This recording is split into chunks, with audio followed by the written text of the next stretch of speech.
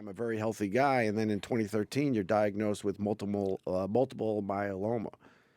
That came as a big surprise. I had spent the first part of that year biking across South America, and then I went to Africa to do some bird shooting and cover the final days of Nelson Mandela long airplane rides, and I had this persistent backache. I'd swim and do my yoga in the morning, and it just didn't get any better. I came back and saw an orthopedist who had treated me over the years for rock climbing incidents and that kind of thing, and he said, it's your lifestyle, Tom.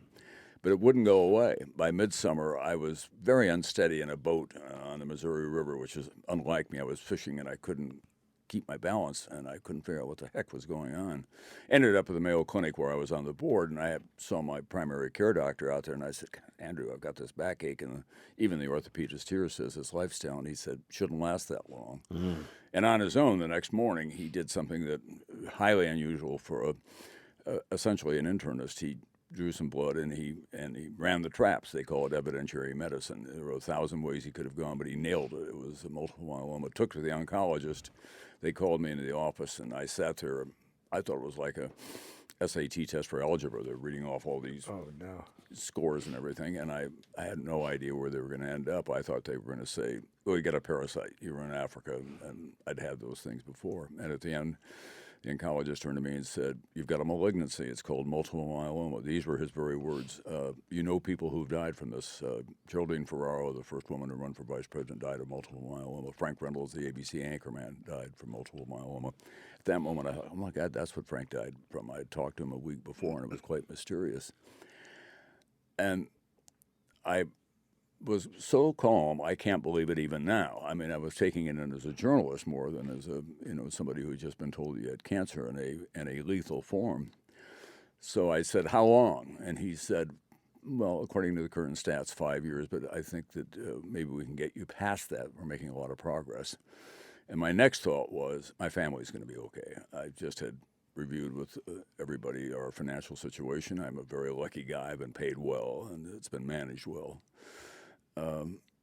But I think I was operating on two different levels. I was a journalist looking at a guy with multiple myeloma, and I was the guy with multiple myeloma. Right. So we had another further discussion, and I walked out of there thinking, my God, I've got cancer, and it's treatable, but it is incurable.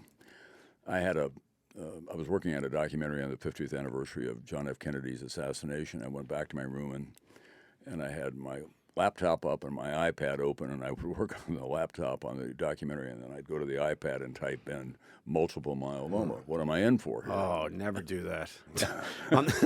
The internet makes it way scarier. Yeah, it was, it was pretty, and one of my very closest friends was also on the board, and he knew when I didn't show up for the dinner that night that something might be up, so he called.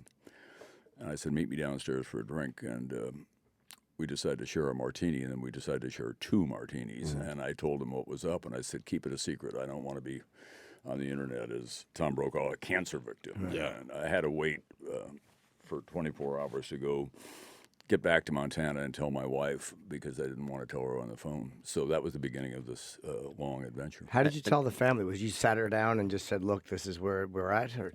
Well, I had other tests all day Friday at the Mayo Clinic, and then I had chartered a plane to get back to Montana, and I describe it in the book as this long, dark journey across the muscular northern parts of America, which are very familiar to me, North Dakota, Montana, and the land in a very remote airport. Meredith was there with our dog, and I made small talk all the way back to the ranch because I didn't want to tell her on this nasty gravel road we have to drive. And she went up to the bedroom, and I made a very stiff single malt scotch and sat on the edge of the bed. We've been married 51 years at that point, and I said, our lives have just changed.